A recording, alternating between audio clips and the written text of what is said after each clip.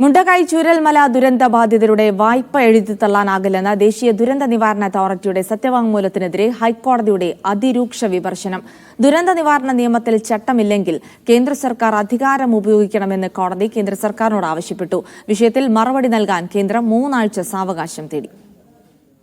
വായ്പ എഴുതിത്തള്ളണമെന്ന് ദേശീയ ദുരന്ത നിവാരണ അതോറിറ്റിക്ക് ശുപാർശ ചെയ്യാൻ അധികാരമില്ലെന്നായിരുന്നു ഹൈക്കോടതിയിൽ കേന്ദ്രം നൽകിയ സത്യവാങ്മൂലം. ദുരന്ത നിവാരണ നിയമ ഭേദഗതിയിൽ 13-ാം വകുപ്പ് ഒഴിവാക്കിയെന്നതാണ് വിശദീകരണം. ഇതിനെതിരെയാണ് ഹൈക്കോടതി അതിരൂക്ഷ വിമർശനം ഉന്നയിച്ചത്. വിഷയത്തിൽ കേന്ദ്ര സർക്കാരിന്റെ നിലപാടെന്താണെന്ന് ഹൈക്കോടതി ചോദിച്ചു.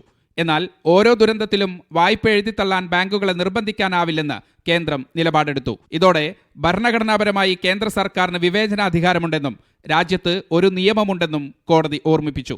ഇത് സംബന്ധിച്ച് കേന്ദ്ര സർക്കാരിന് നടപടി സ്വീകരിക്കാനാകുമെന്നും അല്ലെങ്കിൽ കേന്ദ്ര സർക്കാർ അശക്തരാണെന്ന് പറയേണ്ടി വരുമെന്നും ജസ്റ്റിസുമാരായ doctor AK Jayasankaran Nambiar, PM Manoj എന്നിവരുൾപ്പെട്ട ഡിവിഷൻ ബെഞ്ച് വിമർശിച്ചു.